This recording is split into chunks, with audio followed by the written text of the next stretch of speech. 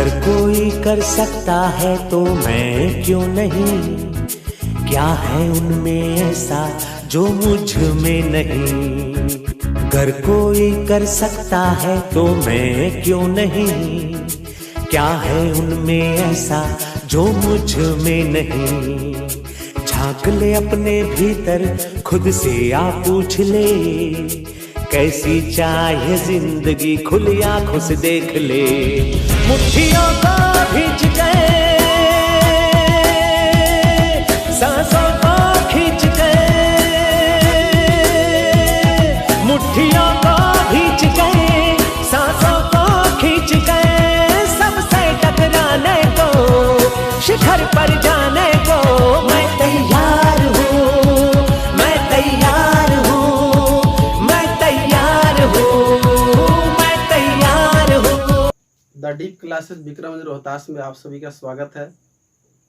आप सभी को पता है अभी लॉकडाउन चल रहा है और लॉकडाउन में कोचिंग में क्लास ले पाना बहुत काफ़ी दिक्कत वाली बात है। इस वजह से आप घर पे रहिए और अध्ययन अपना जारी रखिए। जैसा कि आप सभी को पता है कि CTET में सेंट्रल टीचर एबिलिटी टेस्ट केंद्रीय शिक्षक पात्रता परीक्षा में हम सभी को जो विषय वस्तु पढ़ना होता है वो लगभग 5 विषय हैं। इन 5 विषयों को पढ़ना है। इसमें से बाल विकास और शिक्षा शास्त्र महत्वपूर्ण है। अधिकतर क्वेश्चन बाल विकास और शिक्षा शास्त्र से ही आता है। इस वजह से आज से आप लोगों को ऑनलाइन क्लास प्रोवाइड करेंगे। आप घर पर रह के इसका अध्ययन करिए और आपके पढ़ाई में कोई बाधा उत्पन्न न हो, इसलिए आप लोगों के आग्रह पे आज से ऑनलाइन क्लास देने का विचार किया गया है। स्टार्ट करेंगे हम लोग आज से बाल विकास के बारे में। जो बाल विकास है, जैसा कि आप नाम सुन रहे हैं बाल विकास, एक मनुष्य जब जन्म लेता है तो जन्म लेने के बाद बहुत कुछ सीखता है और ये जो सीखना है ये विकास के प्रक्रिया के अंतर्गत आता है। हम लोग इसको इस BEd DLEd या शिक्षक पात्रता परीक्षा वाले भाषा में बोलते हैं अधिगम करना। सीखने को बोलते हैं अधिगम करना। अधिगम को इंग्लिश में लर्निंग बोलते हैं। तो बालकों का विकास कैसे होता है, वो किस तरीके से किसी चीज़ को सीखता है, इन्हीं चीज़ों को समझेंगे। और बाल विकास में जो पहला चैप्टर है, नाम यहाँ बोर्ड पे लिखा हुआ है, बाल विकास की अवधारणा को समझेंगे। वास्तव में बालकों का विकास का अवधारणा क्या है, और इस अवधारणा को समझने के साथ साथ हम इस कंसेप्ट को जोड़ेंगे, अधिगम से इसका संबंध क्या है, सीखने से इसका संबंध क्या है। तो बाल विकास की अवधारणा और इसका अधिगम से संबंध है, ये चैप्टर का नाम है। और चैप्टर का नाम ही आपको बहुत काफ़ी कुछ बता देता है। एक बालक के विकास के अवधारणा को हमको समझना है और उसका सीखने से क्या संबंध है, इस चीज़ का जिक्र करेंगे। इस चैप्टर की बात करें तो ये चैप्टर जो है लगभग हर वर्ष देखा गया है कि 2 या 3 प्रश्न इस चैप्टर से आते हैं, इसलिए ये चैप्टर बहुत काफ़ी इम्पोर्टेंट है। तो आइए शुरुआत करते हैं इस चैप्टर में। सबसे पहले हम लोग बात करेंगे ये विकास शब्द जो है, ये विकास क्या है। और बाल विकास तो आप समझ रहे हैं, बालकों के विकास के बारे में बात कर रहे हैं। आप देखेंगे कि विकास और वृद्धि, ये जो 2 शब्द हैं, कभी कभी लोग इसको एक दूसरे के पर्यायवाची के रूप में यूज करते हैं, या ऐसा लगता है कि जैसे ये दोनों समानार्थी शब्द हैं। लेकिन विकास और वृद्धि में काफ़ी अंतर है। इस दोनों अंतर को समझेंगे। इस चैप्टर की जो महत्वपूर्ण बातें हैं, इसमें हम लोग समझेंगे बाल विकास की जो प्रमुख विशेषताएं हैं, उन विशेषताओं की चर्चा करेंगे।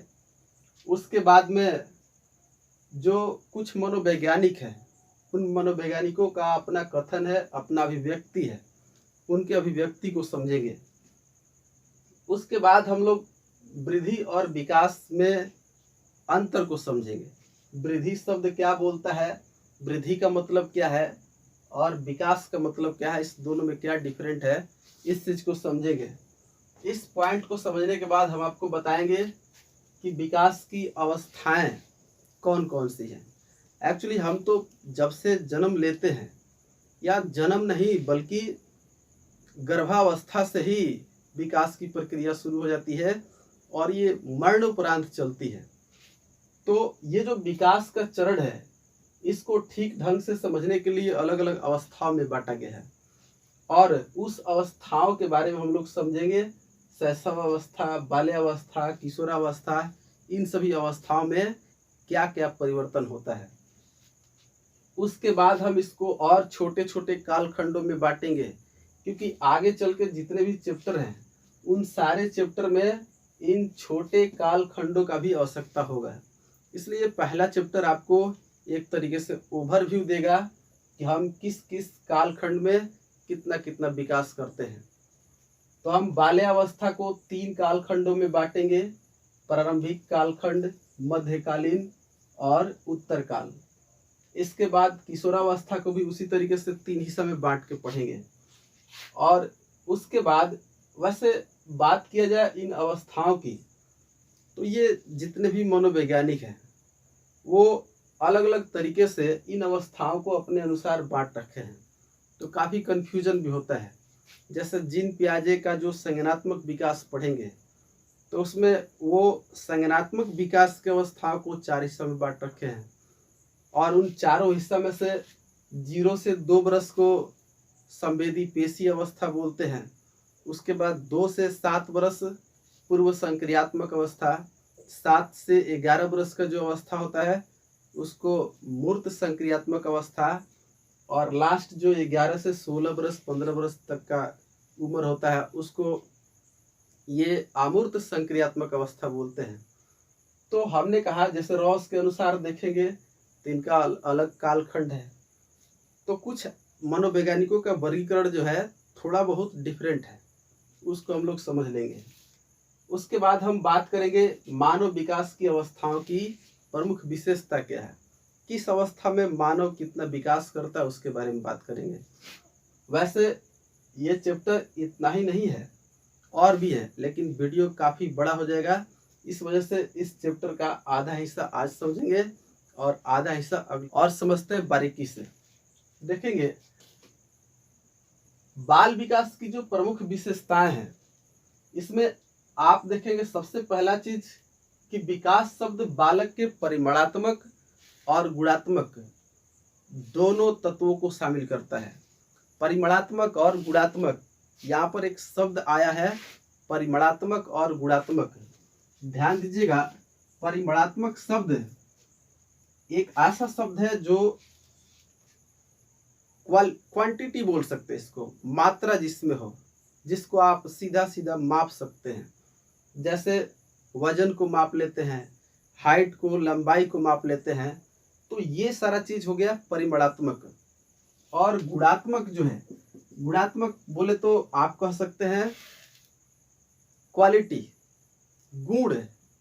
जैसे किसी बालक का विकास की बात करें तो उसका संज्ञानात्मक विकास कितना है, भाषाई विकास होता है बालक में, सामाजिक विकास, नैतिक विकास, ये सारे के सारे विकास के पहलू जो है इसको आप पूर्णतः माप नहीं सकते, मेजरमेंट नहीं किया सकता इसका।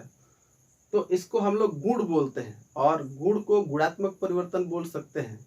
विकास शब्द जो है परिमाणात्मक और गुणात्मक दोनों तत्वों को शामिल करता है, जिसमें एक बच्चे का शरीर का वजन बढ़ना, उसका लंबाई बढ़ना, साथ ही साथ उसका मानसिक ग्रोथमेंट, बौद्धिक ग्रोथमेंट, भाषाई ग्रोथमेंट, संज्ञानात्मक विकास, ये संवेगात्मक विकास, सारा का सारा तत्व अगर एक साथ शामिल कर देंगे तो इस टोटल को सम्मिलित रूप से कहते हैं कि ये विकास कर रहा है।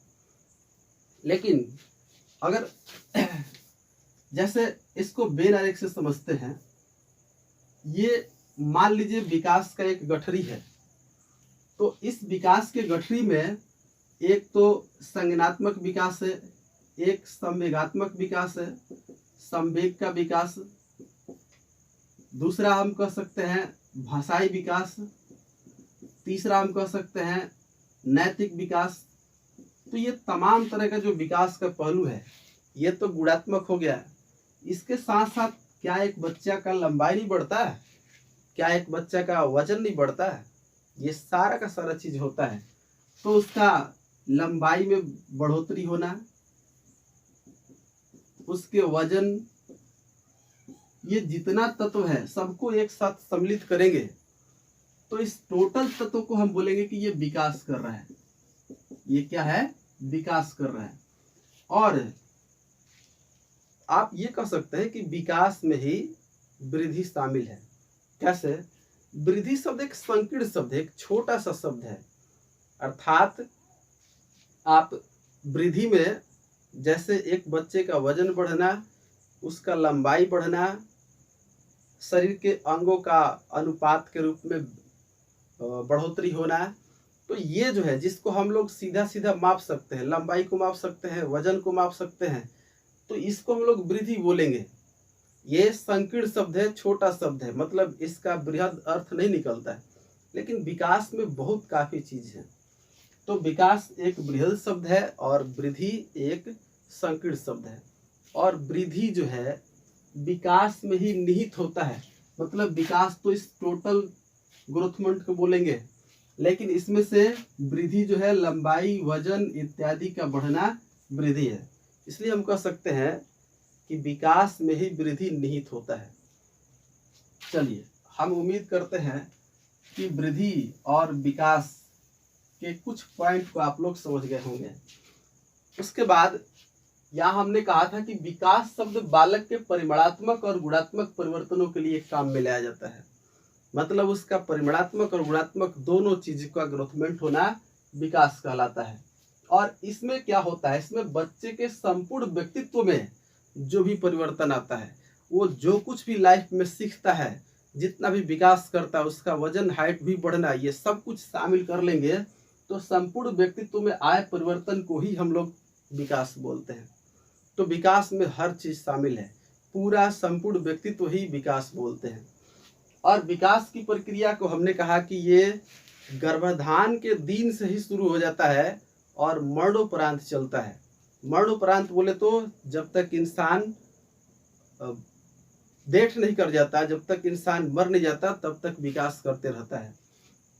जबकि वृद्धि को देखेंगे, वृद्धि तो वृद्धि की बात करें तो ये गर्भावस्था से शुरू तो होता है, लेकिन एक खास समय, एक खास टाइमिंग आने पर इसमें हाथ से देखा जाता है, इसका ग्रोथमेंट रुक जाता है या स्थिरता आ जाती है। जैसे 40-50 वर्ष के बाद अब वृद्धि रुक जाता है, लेकिन विकास नहीं रुकता, विकास मरणोपरांत चलता है। तो यहाँ हमने बताया कि विकास शब्द बालक के परिमाणात्मक और गुणात्मक दोनों परिवर्तनों को दर्शाता है। नेक्स्ट बात करेंगे, विकास में परिमाणात्मक और गुणात्मक ये दोनों तत्व निहित है।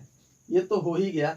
नेक्स्ट है विकास में ही वृद्धि निहित होता है। जैसा कि हमने यहाँ पर समझाया था आपको कि विकास में ही वृद्धि शब्द निहित होता है। नेक्स्ट लिखा गया है कि वृद्धि एवं विकास के अर्थों को समझेंगे। तो वृद्धि और विकास का अर्थ क्या है, इसको समझाने के लिए सोरेनसन महोदय का वक्तव्य सुनिए। सोरेनसन महोदय बोलते हैं कि अभिवृद्धि शब्द का प्रयोग, अभिवृद्धि बाल विकास में अभिवृद्धि बोलते हैं, वैसे हम लोग आम बोलचाल के भाषा में इसको वृद्धि बोलते हैं। तो आप ऐसा समझिए, वृद्धि और अभिवृद्धि लगभग दोनों एक ही है। सोरेनसन बोलते हैं कि अभिवृद्धि शब्द का प्रयोग सामान्यतः शरीर और उसके अंगों, भार और आकार में वृद्धि के लिए किया जाता है। मतलब वृद्धि शब्द का प्रयोग जो हम करते हैं, शरीर के अंग, उसके आकार, उसके हाइट में वृद्धि के लिए किया जाता है, और अभिवृद्धि को ही हम वृद्धि बोल रहे हैं। ठीक है। हॉर्लॉक का कथन सुनिए। हॉर्लॉक बोलते हैं कि विकास की प्रक्रिया बालक के गर्भावस्था से शुरू होता है और वहां से लेकर के जीवन पर्यंत चलता है। ये एक क्रम में चलता है, विकास एक क्रम में चलता है, कभी ये क्रम इधर से उधर नहीं हो सकता है। जैसे दुनिया के प्रत्येक मनुष्य का जो विकास है, शुरुआती दौर में गर्भावस्था, उसके बाद शैशवावस्था, उसके बाद बाल्यावस्था, उसके बाद किशोरावस्था, प्रौढ़ावस्था, वृद्धावस्था। ये क्रम प्रत्येक व्यक्ति में होता है और कभी भी ये इधर उधर नहीं हो सकता। इसका मतलब है कि विकास की प्रक्रिया बालक के गर्भावस्था से शुरू तो होता है और जीवन पर्यंत चलता है, साथ ही साथ ये एक क्रम में चलता है। उसके बाद ये कहते हैं कि ये जो अवस्थाएं हैं, शैशवावस्था, बाल्यावस्था, किशोरावस्था, इन सभी अवस्थाओं का, प्रत्येक अवस्थाओं का प्रभाव दूसरे अवस्था पे पड़ता है। जैसे शैशवावस्था में हमने जो कुछ भी सीखा है उसका प्रभाव अगले चरण जो बाल्यावस्था आएगा उसमें पड़ेगा। बाल्यावस्था में हमने जो कुछ सीखा उसका प्रभाव अगले चरण किशोरावस्था में पड़ेगा। तो कहने का मतलब कि प्रत्येक अवस्थाओं का प्रभाव अगले चरण पे भी पड़ता है। हार्लॉक के कथन को एक बार फिर से सुनिए। हार्लॉक बोलते हैं कि विकास की प्रक्रिया बालक के गर्भावस्था से लेकर के जीवन पर्यंत एक क्रम में चलती रहती है और प्रत्येक अवस्था का प्रभाव दूसरी अवस्थाओं पे पड़ती है। तो यहाँ पर हम दो मनोवैज्ञानिकों के कथनों को हम लोग समझे। नेक्स्ट पॉइंट को हम लोग समझते हैं।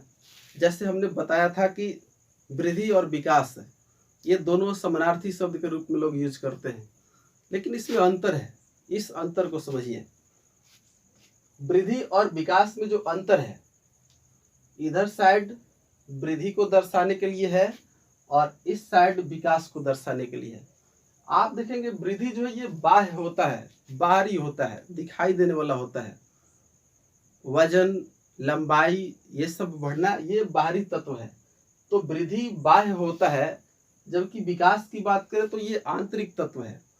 आंतरिक तत्व जैसे एक बच्चे का भाषाई विकास होना। आप देखिए एक छोटा बच्चा 1.5 साल 2 साल होते होते भाषाओं का यूज करने लगता है, बोलना शुरू कर देता है। ये एक मानसिक प्रक्रिया है। जिस तरीके से आप कंप्यूटर देखते हैं, कंप्यूटर में हार्डवेयर और सॉफ्टवेयर होता है, उस तरीके से मनुष्य का जो शरीर है, ये शरीर को आप कह सकते हैं ये हार्डवेयर है। आपका हाथ, उंगली, चेहरा, बॉडी जो भी है, ये सब हार्डवेयर कह सकते हैं, फिजिकल पार्ट कह सकते हैं।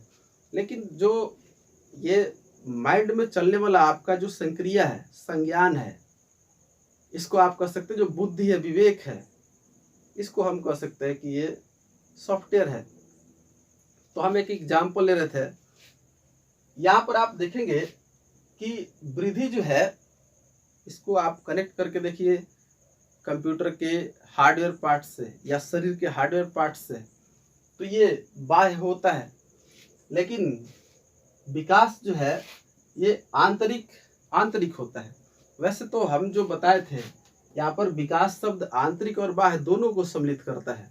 इसलिए हम ये कह सकते हैं कि विकास जो है आंतरिक और बाह्य दोनों होता है, दोनों को सम्मिलित किए हुए। क्योंकि इसमें विकास शब्द में वृद्धि, वजन का बढ़ना के साथ साथ संज्ञानात्मक विकास, बौद्धिक विकास, भाषाई विकास, नैतिक विकास, विकास के जितने तत्व हैं वो सारे शामिल होते हैं। तो आप पहला अंतर इसमें देख रहे हैं कि वृद्धि जो है ये बाह्य होता है और विकास आंतरिक होता है। दूसरा जो है, आप देखेंगे कि वृद्धि जो है ये संकुचित अर्थ रखने वाला शब्द है, छोटा सा अर्थ रखने वाला एक शब्द है। तो इसको कहा जा सकता है कि ये संकुचित अर्थ वाला शब्द है। लेकिन विकास की बात करें तो विकास में तो बहुत कुछ चीजें हैं। एक संपूर्ण व्यक्तित्व जो निर्माण होता है व्यक्ति का, वो सब कुछ शामिल है। उसका लंबाई, ऊंचाई के साथ साथ उसका मानसिक ग्रोथमेंट, ये सब कुछ शामिल हो जाता है। तब हम उसको बोलते हैं क्या? उसको बोलते हैं कि ये विकास कर रहा है। तो ये संकुचित अर्थ वाला है, जबकि विकास शब्द जो है ये बृहद अर्थ रखने वाला शब्द है। ठीक है। नेक्स्ट आप देखेंगे कि वृद्धि जो है, वृद्धि कुछ समय के बाद रुक जाती है, लेकिन विकास जीवन पर्यंत चलते रहने वाली प्रक्रिया है। नेक्स्ट है, वृद्धि का कोई निश्चित क्रम नहीं होता है। एक क्रम के बाद दूसरा क्रम, तीसरा क्रम, ऐसे कुछ नहीं होता है। वृद्धि का कोई निश्चित क्रम नहीं होता है, लेकिन विकास एक निश्चित क्रम में चलता है। अभी हमने बताया कि विकास जो है वो पहले शैशवावस्था, बाद में बाल्यावस्था, उसके बाद में किशोरावस्था, तो इसी तरीके से चलेगा। लेकिन वृद्धि की बात करें तो ऐसा कभी नहीं देखा गया है कि पहले पैर का बढ़ना होगा, उसके बाद हाथ का बढ़ना होगा। हालांकि एक सिद्धांत है, सिरस्थ सिद्धांत, और ये सिद्धांत जो है वो बताता है कि विकास की प्रक्रिया सिर से पैर की ओर चलती है। तो हम लोग बाद में बात करेंगे कि ये सिरस्थ सिद्धांत क्या है, जब हम लोग बाल विकास के सिद्धांत को पढ़ेंगे।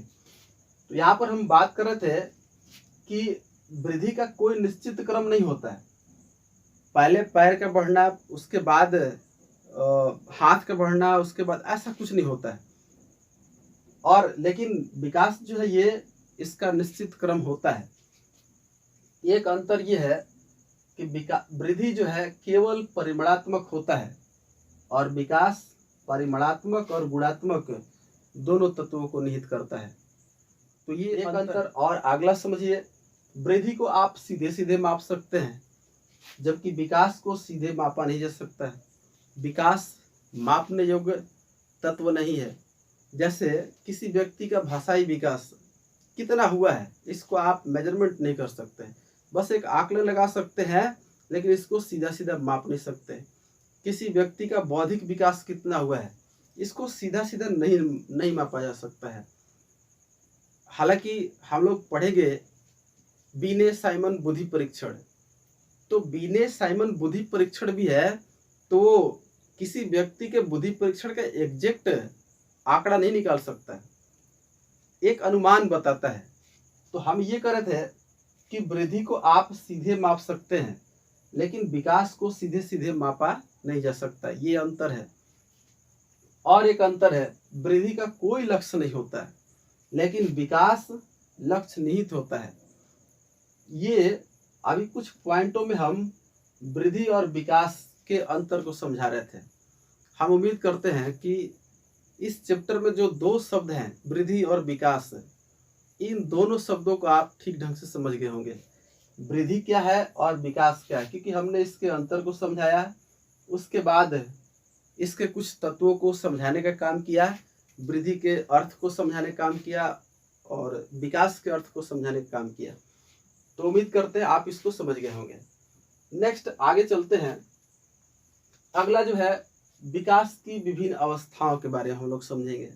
देखिए, एक मनुष्य जब इस धरातल पे जन्म लेता है, तो जन्म लेने के बाद वो तमाम सारे चीज़ों को सीखता है। कोई भी व्यक्ति गर्भावस्था से सीख के तो आता नहीं है, गर्भ से सीख के नहीं आता। जो भी सीखता है इस वातावरण से सीखता है, वो अपने इन्वायरमेंट से सीखता है। तो किन किन अवस्थाओं में क्या क्या चीज़ सीखता है, इन चीज़ों को समझने के लिए संपूर्ण जीवन काल को अलग अलग अवस्थाओं में बांट के पढ़ना पड़ता है। और उसी चीज को हम बोल रहे हैं कि विकास की विभिन्न अवस्थाएं, मतलब हम जो विकास करते हैं उसको अलग अलग अवस्थाओं में बांटा गया है। और ये अवस्थाएं कौन कौन सी है, उसको कुछ नाम दिया गया है। पहला अवस्था है शैशवावस्था। जब एक बच्चा जन्म लिया है, तो जन्म लेने के बाद बिल्कुल छोटा सा एक शिशु होता है, और उस अवस्था को हम लोग बोलते हैं शैशवावस्था। शैशवावस्था का जो काल है वो जन्म से लेकर के 3 वर्ष तक, या कहीं कहीं आप देखेंगे जन्म से लेकर के 2 वर्ष तक। जैसे जीन पियाजे की बात करें तो जन्म से 2 वर्ष पूर्व संक्रियात्मक अवस्था की बात करते हैं, हालांकि नाम वहाँ दूसरा है, पूर्व संक्रियात्मक अवस्था नाम है। तो शैशवावस्था को जन्म से 3 वर्ष मान के चलते हैं। उसके बाद का जो कालखंड है उसको हम लोग बाल्य अवस्था बोलते हैं। ऐसे मनुष्य जो 3 से 12 वर्ष के अवस्था में होते हैं उनको हम बोलते हैं कि ये बाल्य अवस्था में है। तो 3 से 12 वर्ष का जो अवस्था, ये बाल्य अवस्था है। और उसके बाद 12 से लेकर के 18 वर्ष के उम्र के स्टूडेंट, उम्र के बच्चे, उनको हम लोग किशोर बोलते हैं। और ऐसे अवस्था के बच्चों को किशोर अवस्था बोलेंगे। तो अभी आपने देखा शैशवावस्था, बाल्यावस्था, किशोर अवस्था। जिक्र हमने यहाँ 3 ही अवस्थाओं का किया है। क्या इसके बाद की अवस्थाएं नहीं है? जवाब होगा है, क्योंकि किशोरावस्था के बाद प्रौढ़ावस्था, उसके बाद भी है वृद्धावस्था, जब मनुष्य 55 बरस 50 बरस से ऊपर हो जाता है तो उसको वृद्धावस्था बोल सकते हैं।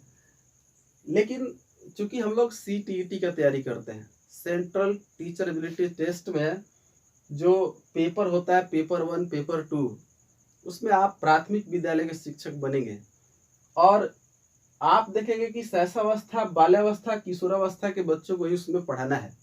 साथ ही साथ आप ये भी समझिए कि जो बाल विकास है, तो बालकों का विकास लगभग विकास के जितने भी अवयव हैं, जितने भी तत्व हैं, वो किशोरावस्था तक आ जाता है।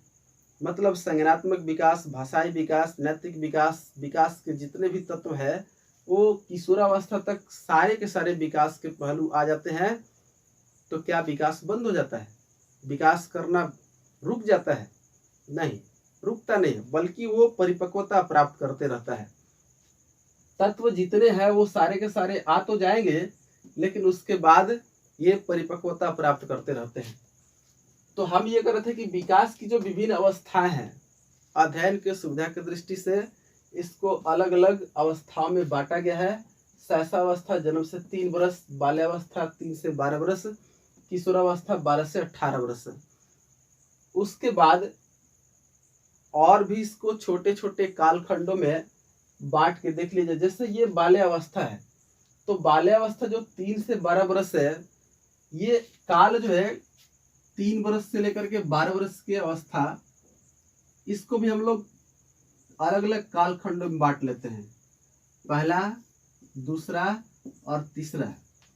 इसमें आप देख रहे हैं कि 3 बरस से शुरू होता है और 12 बरस पे अंत करता है। तो शुरुआती जहां से हो रहा है 3 बरस से लेकर के और 4, 5, 6 बरस, तो इस अवस्था के जो बच्चे हैं 3 से लेकर के 6 बरस की अवस्था के बच्चे है तो बाल्यावस्था में ही, क्योंकि 3 से 12 बरस के बीच का ये कालखंड है, 3 से 6 बरस। लेकिन इसको हम लोग बाल्यावस्था का प्राथमिक स्टेज बोलेंगे, प्रारंभिक काल बोलते हैं। आप इसको प्रारंभिक बाल्यावस्था बोल सकते हैं या प्रारंभिक काल बोल सकते हैं। बाल्यावस्था का प्रारंभिक काल 3 से 6 बरस। 6 बरस के बाद 7, 8 और 9, मतलब 6 से लेकर के 9 बरस के जो बच्चे हैं, इनको हम लोग बोल सकते हैं कि बाल्यावस्था का मध्य स्टेज से गुजर रहा है। मतलब मध्य बाल्यावस्था बोल सकते हैं इसको। मध्य बाल्यावस्था कब से कब? 6 बरस से 9 बरस। और उसके बाद जो लास्ट स्टेज है 9 से 10, 11 और 12 बरस, तो 9 से लेकर के 12 बरस का जो बीच की अवस्था है, इस कालखंड को हम लोग बोलते हैं उत्तर बाल्यावस्था है। जैसे अभी आप कभी इतिहास, हिस्ट्री पढ़े होंगे तो उसमें पाषाण काल को अलग अलग 3 कालखंड में बांटा गया है। क्योंकि लंबा कालखंड है पाषाण काल, तो पूर्व पाषाण काल, मध्य पाषाण काल और उत्तर पाषाण काल। पूर्व पाषाण काल जो पाषाण काल का शुरुआती स्टेज था, मध्य पाषाण काल बीच वाला, और उत्तर पाषाण काल जब पाषाण काल खत्म होने को है। तो कहने का मतलब इसको बाल्यावस्था को भी हम लोग 3 अलग अलग कालखंडों में बांट लेते हैं। और ये सारा का सारा आगे चल के आपको नेक्स्ट जो चैप्टर पढ़ेंगे उसमें आपको ये सारे के सारे कालखंड सहयोग करेंगे, आपके अध्ययन में ये सहयोग करने वाले हैं। उसी तरीके से किशोरावस्था जो है 12 से 18 बरस, इसको भी 3 अवस्थाओं में बांट लेते हैं। किशोरावस्था जो है उसका प्रारंभिक स्टेज, प्रारंभिक किशोरावस्था 11 से 15 बरस। एक सवाल आपके मन में आएगा कि किशोरावस्था स्टार्ट होता है 12 से, तो आपने 11 से क्यों लिखा है? कोई भी स्टेज है, कोई भी अवस्था है, अचानक से परिवर्तन नहीं होता है। ऐसा नहीं कि आज किशोरावस्था में थे तो अगले दिन प्रौढ़ावस्था में चले जाएंगे। ये धीरे धीरे करके पता भी नहीं चलता और एक अगले स्टेज में पहुंच जाता है इंसान।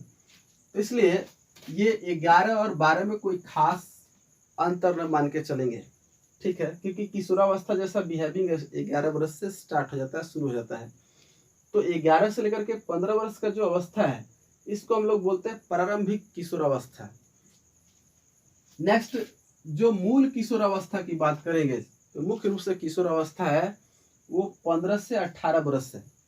15 से 18 वर्ष के इस अवस्था को हम लोग किशोरावस्था बोलेंगे, जबकि 11 से 15 वर्ष क्या बोल रहे थे इसको, प्रारंभिक किशोरावस्था। और 18 वर्ष के बाद का जो अवस्था होता है उसको बोलते हैं व्यस्त। तो किशोरावस्था को भी हम लोग 3 अवस्थाओं में बांट लेते हैं। नेक्स्ट, इन्हीं कालखंडों को रॉस महोदय की बात करें तो ये भी अपने तरीका से बांटते हैं। शैशवावस्था ये बोलते हैं 1 से 5 वर्ष, बाल्यावस्था 5 से 12 वर्ष, किशोरावस्था 12 से 18 वर्ष और प्रौढ़ावस्था 18 से ऊपर के जितने भी लोग हैं उनको प्रौढ़ावस्था में काउंट करते हैं। तो रॉस के अनुसार ये है कालखंड। चलिए अब हम लोग बात करते हैं मानव विकास की अवस्थाओं की प्रमुख विशेषताएं क्या है।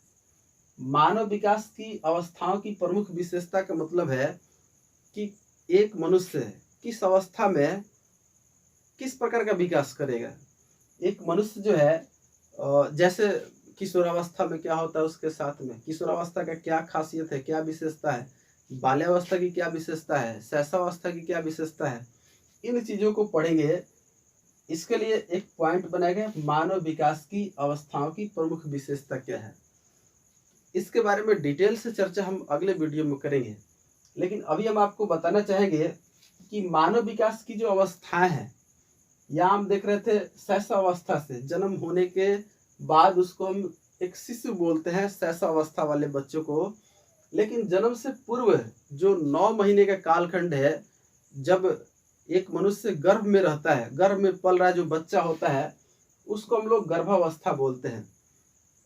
तो शुरुआत से ही समझते हैं, ये जो गर्भावस्था है आप सभी को पता है कि ये कालखंड 9 महीने का होता है और इस 9 महीने के दौरान भी विकास की प्रक्रियाएं चलती रहती है। हमने कहा विकास की प्रक्रिया कहाँ से स्टार्ट होता है, गर्भाधान के दिन से। जिस दिन एक मेल फीमेल मिलते हैं उस दिन से ही एक जो मनुष्य का सृजन होना है, विकास की प्रक्रिया वहीं से शुरू हो जाती है। तो गर्भावस्था के दौरान कौन कौन सी परिवर्तन होता है उस चीज को समझा जाए। गर्भावस्था को भी हम लोग 3 कालखंडों में बांट लेते हैं। एक डिंबावस्था है, दूसरा पिंडावस्था और तीसरा भ्रूणावस्था। क्या होता है देखेंगे। डिंबावस्था ये वो अवस्था है जब गर्भाधान से लेकर के 2 सप्ताह के बीच, गर्भाधान से 2 सप्ताह के बीच के इस कालखंड को हम लोग बोलते हैं कि ये डिंबावस्था है। एक डिंब के रूप में मनुष्य का सृजन होता है और ये डिंब जो है एक लिक्विड तत्व की तरह होता है और नालिकाओं में इधर उधर घूमते रहता है। तो ये 14 दिन का ये जो कालखंड है इसको हम लोग बोलते हैं डिंबावस्था। नेक्स्ट बात करते हैं पिंडावस्था। देखेंगे पिंडावस्था जो है ये 3रे सप्ताह से शुरू होता है। दूसरे सप्ताह तक तो डिंब में था, डिंबावस्था उसको बोलते हैं, लेकिन 3रे सप्ताह से दूसरे महीना के अंत तक के इस अवस्था को बोलते हैं पिंडावस्था। अर्थात एक पूरे मनुष्य का सृजन हो जाना इसी अवस्था में होता है। 3रे सप्ताह से दूसरे महीने के अंत तक एक मानव बन के तैयार हो जाता है गर्भ में। नेक्स्ट जो अवस्था है इसको बोलते हैं भ्रूणावस्था। और भ्रूणावस्था क्या है, 3 माह से लेकर के और 9 माह तक, जन्म से पहले 3 माह से लेकर के जन्म से पहले तक, मतलब 9 माह तक, लास्ट तक, इसको बोलते हैं भ्रूण का बनना और इस अवस्था को बोलते हैं भ्रूणावस्था। ये जो भ्रूणावस्था है इस अवस्था में कुछ नए अंग तो नहीं बनते, गर्भ के अंदर नए अंगों का निर्माण नहीं होता है, बल्कि जो पिंड है वो पिंड परिपक्वता प्राप्त करता है। जैसे अंगों में परिपक्वता आएगा, जो भी अंग बने उसमें परिपक्वता आते रहता है। तो भ्रूणावस्था में कोई नया अंग नहीं बनता बल्कि परिपक्वता प्राप्त करते रहते हैं। तो ये था गर्भावस्था। हालांकि गर्भावस्था से संबंधित प्रश्न सीटेट में अभी तक हमने देखा नहीं है, फिर भी इसको बताना जरूरी था, कभी भी आ जाए तो आप इसको समझेंगे। उसके बाद शैशवावस्था है। शैशवावस्था, इस काल को हम लोग निर्माण काल बोलते हैं। जन्म से लेकर के 5 वर्ष तक जो आयु होता है, जन्म से 3 वर्ष कोई बोलता है, कोई रॉस के अनुसार बात करें तो 5 वर्ष तक तो ये शैशवावस्था जो है इसको जीवन का निर्माण काल के नाम से जानते हैं। बाल्यावस्था जो ये बाल्यावस्था तो बहुत सारे अनोखे परिवर्तन वाला है और इसमें बहुत कुछ इंसान सीखता है। शैशवावस्था बहुत तेजी से विकास होता है। शैशवावस्था के दौरान विकास की प्रक्रिया बहुत तेज होती है। दो अवस्थाएं जिसमें बहुत काफी तीव्र होती है विकास की अवस्थाएं, जैसे एक है शैशवावस्था, गर्भावस्था। गर्भावस्था में भी विकास की प्रक्रिया बहुत तेज होती है और शैशवावस्था में विकास की प्रक्रिया तीव्र गति से चलती है। ये अलग अलग अवस्था में विकास की प्रक्रिया का गति जो है भिन्न भिन्न होता है। जैसे गर्भावस्था में तेजी से विकास हो रहा था, शैशवावस्था में भी तेजी से विकास होता है। आप देखेंगे एक बच्चा 1.5 से 2 बरस होते होते भाषा बोलना सीख जाता है। तो ये तेजी से सीखते हैं, बहुत सारे शब्दों को, नए नए शब्दों को सीखते हैं, उसको वाक्य बनाना सीखते हैं, उसको बोलना, उसको समझना सब सीखने लगते हैं। शैशवावस्था हो गया। उसके बाद आप देखेंगे बाल्यावस्था में विकास की प्रक्रिया जो है थोड़ा मंद पड़ जाती है, मतलब उतना तेजी से नहीं चलता जितना कि शैशवावस्था में चल रहा था, जितना कि गर्भावस्था में हो रहा था विकास। उसके बाद ये बाल्यावस्था है। बाल्यावस्था हमने कहा कि ये अनोखे परिवर्तन वाला काल है और इसमें यहाँ लिखा है कि इसलिए यह विकास की दृष्टि से एक जटिल अवस्था माना जाता है। बाल्यावस्था को एक जटिल अवस्था भी बोल सकते हैं और ये बहुत सारे अनोखे परिवर्तन लाता है एक इंसान में। और ये किसी भी एक खास जगह के लोगों के लिए नहीं हो रहा है, ये इस पूरे धरती पे जितने भी मनुष्य हैं सबके साथ ये परिवर्तन देखने को मिलता है। नेक्स्ट है किशोरावस्था। किशोरावस्था तो आप समझिए जीवन का ये संधि काल है। जीवन का संधि काल बोले तो एक इंसान किशोरावस्था से पहले अर्ध मानव के रूप में था। मानव का पूर्ण गुण उसमें नहीं आया है, लेकिन किशोरावस्था के बाद एक मनुष्य दूसरे मनुष्य के जन्म देने के लायक हो जाता है। ये पूर्ण संपूर्ण मानव बनता है। ये बीच का अवस्था है, इसलिए इसको अर्ध मानव और पूर्ण मानव के बीच का स्टेज, इसलिए इसको जीवन के संधि काल के नाम से भी जानते हैं। इस अवस्था में जब हम अगले वीडियो में आपको बताएंगे इन सभी अवस्थाओं के डिटेल्स के बारे में, क्या क्या कौन कौन सा विकास होता है इन अवस्थाओं के दौरान, तो वो अगले वीडियो में वेट करिए। फिलहाल हम लोग समझ लेते हैं मोटा मोटी तौर पे जीवन का संधि काल इसको बोलते हैं। इसी अवस्था में काम भावनाओं का विकसित होना या उसका लक्षण दिखाई देना स्टार्ट होता है। प्रौढ़ावस्था जो है, किशोरावस्था के बाद जो प्रौढ़ावस्था है, ये अवस्था एक तरीके से व्यवहारिक जीवन की अवस्था है। किशोरावस्था बहुत काफी तूफानी उम्र होता है और इस उम्र के गुजरने के बाद जो प्रौढ़ावस्था आता है, इस अवस्था में व्यक्ति जो है अब व्यवहारिक जो जीवन में आगे बढ़ना है, तो व्यवहारिक जीवन की अवस्था इसी को बोलते हैं, किसको? प्रौढ़ावस्था को। जितना भी कल्पनाओं में खोए रहना है, जैसे किशोरावस्था के जो बच्चे होते हैं काफी हद तक कल्पनाएं करते रहते हैं और ये प्रौढ़ावस्था के स्टेज में जब पहुंचते हैं तो जो व्यवहारिक ज्ञान है, व्यवहारिक लाइफ है, यहीं से स्टार्ट होता है। वृद्धावस्था की बात करें तो ये अवस्था बाल्यावस्था की तरह ही बहुत काफी संवेदनशील होता है और इस अवस्था में भी काफी हद तक लोगों का ध्यान रखना पड़ता है। जैसे शैशवावस्था है, उसमें भी दूसरे लोग के संरक्षण में उस बच्चे को रखना पड़ता है और उसी तरीके से वृद्धावस्था में भी दूसरे के संरक्षण में लोग जीते हैं, आश्रित हो जाते हैं।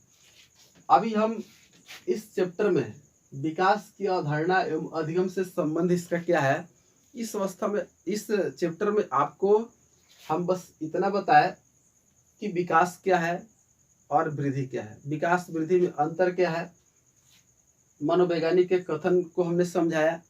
उसके बाद वृद्धि और विकास में अंतर क्या है, इसको आपने समझा। उसके बाद विकास की जो अवस्थाएं हैं अलग अलग, वो किस तरीके से बांटा गया, इसको आपने समझा। और उसके बाद मानव विकास की अवस्थाओं की जो प्रमुख विशेषता है उसको आपने समझा। नेक्स्ट वीडियो जो है उसमें हम आपको इसका फुल डिटेल देंगे। यह चैप्टर अभी काफ़ी लंबा है तो अगले वीडियो का वेट करेंगे। तो मिलते हैं अगले वीडियो में। ठीक है, वीडियो देखने के लिए आप सभी को धन्यवाद। Thank you.